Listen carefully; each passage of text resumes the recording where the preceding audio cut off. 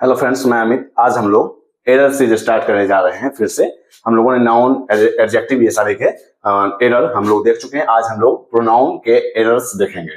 तो सबसे पहले हम लोग इन सेंटेंसेज को देखते हैं। Mr Shukla introduced to the principal as the monitor of the class.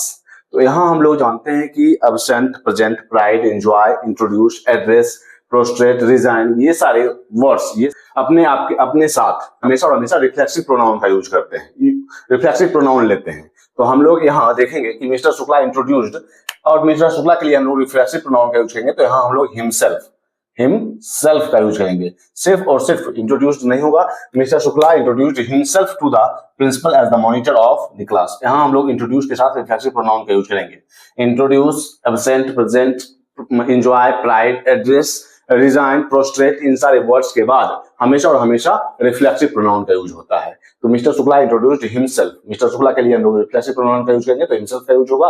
और Mr Shukla introduced himself to the principal as the monitor of the class. अब हम लोग सेकंड सेंटेंस पे चलते हैं कि this is the same dog which barked at her but fortunately did not bite her। तो हम लोग जानते हैं कि द सेम के साथ अगर द सेम के बाद वर्ब आ रहा हो, द सेम के बाद वर्ब आ रहा हो, तो हम लोग वहां द सेम के लिए दैट का यूज करते हैं, ना कि व्हिच का। दैट का यूज करते हैं और एज का यूज करते हैं। अगर द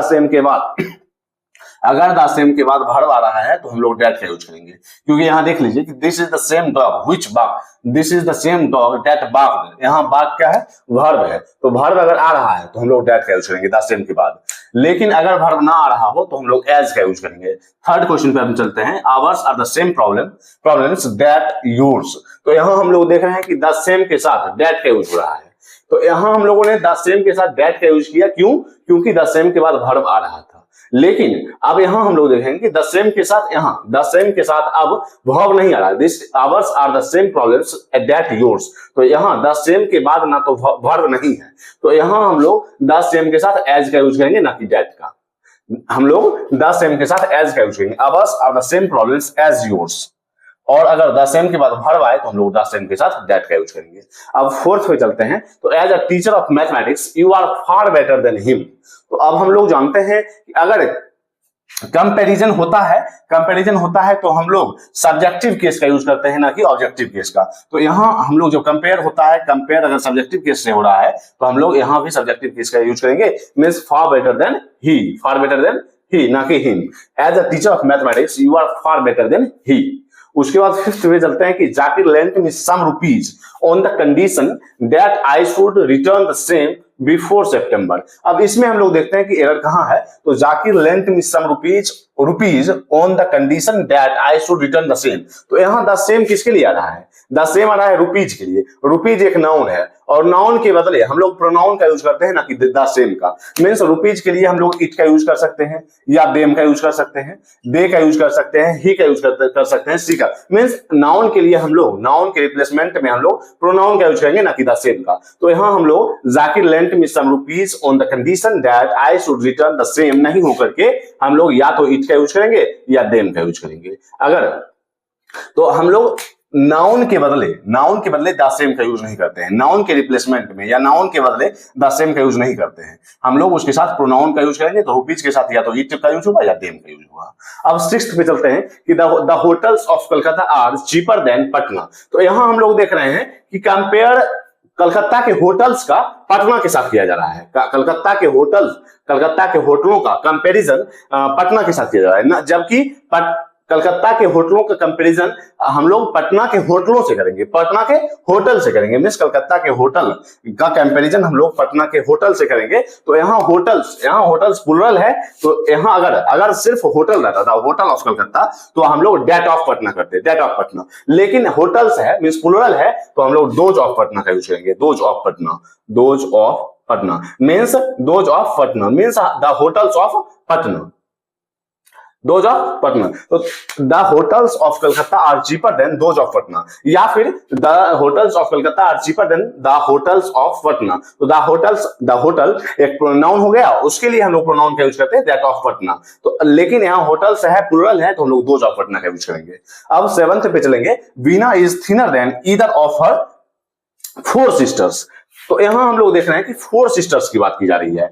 ईदर का यूज कभी भी हम लोग सिर्फ और सिर्फ दो पर्संस के बीच करते हैं। अगर हमें दो व्यक्तियों के बीच कोई कंपैरिजन करना हो तो हम लोग ईदर का यूज करेंगे, लेकिन दो से अधिक व्यक्तियों के बीच अगर कंपैरिजन करना हो, या तो हम एनी का यूज करेंगे, एनी ऑफ का यूज करेंगे, या एनी वन ऑफ का यूज करेंगे। मींस एनी वन आएगा या एनी आएगा। तो इधर का यूज ना हो करके Beena is thinner than any of her four sister, या Beena is thinner than any one of her four sister. तो इधर का यूज हम लोग हमेशा सिर्फ और सिर्फ दो व्यक्तियों के बीच का कंपैरिजन करने में यूज करते हैं।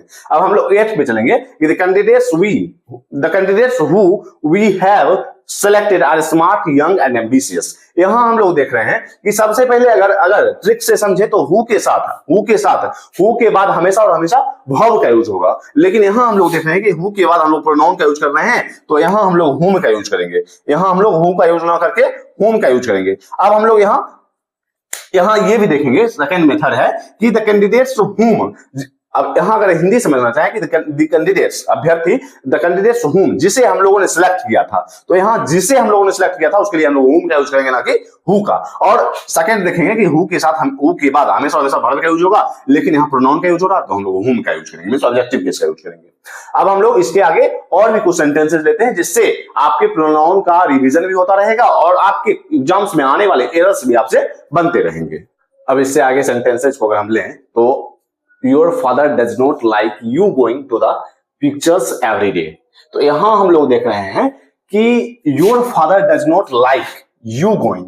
तो यहां यू गोइंग क्या है? एक ऑब्जेक्ट है और यहां क्या है कि गोइंग है, मींस यह एक जिरंड है और यह एक नाउन का काम कर रहा है। तो जिरंड के साथ हमेशा पॉजिटिव एडजेक्टिव का यूज होता है, तो यहां हम लोग योर का यूज करेंगे। योर गोइंग, ना कि you going. Means your going एक नाउन का काम करेगा और यहां जिरंड है, अगर यह गोइंग जिरंड है और इसके साथ हम लोग हमेशा पॉजिटिव एडजेक्टिव का यूज करेंगे। और your father does not like your going, तुम्हारा जाना, तुम्हारे पापा तुम्हारा पिक्चर्स देखने जाना पसंद नहीं करते हैं, तो योर गोइंग होगा, ना कि यू गोइंग।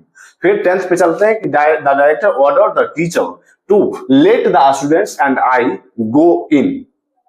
तो यहां हम लोग जानते हैं कि लेट के साथ हमेशा ऑब्जेक्टिव केस का यूज होता है, तो यहां let the students and me, I का यूज नहीं होगा, मी का यूज होगा, क्योंकि लेट के साथ हमेशा ऑब्जेक्टिव केस का यूज होता है। फिर 11th पे चलता है कि the 5 sisters lived in Patna and they loved each other. तो यहां हम लोग देखेंगे कि ईच अदर का यूज हमेशा दो व्यक्तियों के बीच किया जाता है, और अगर दो से अधिक व्यक्तियों का बोध हो, मींस दो से अधिक व्यक्तियों का यूज हो अगर सेंटेंस में, तो हम लोग वहां ईच अदर ना यूज करके वन अनदर यूज करेंगे।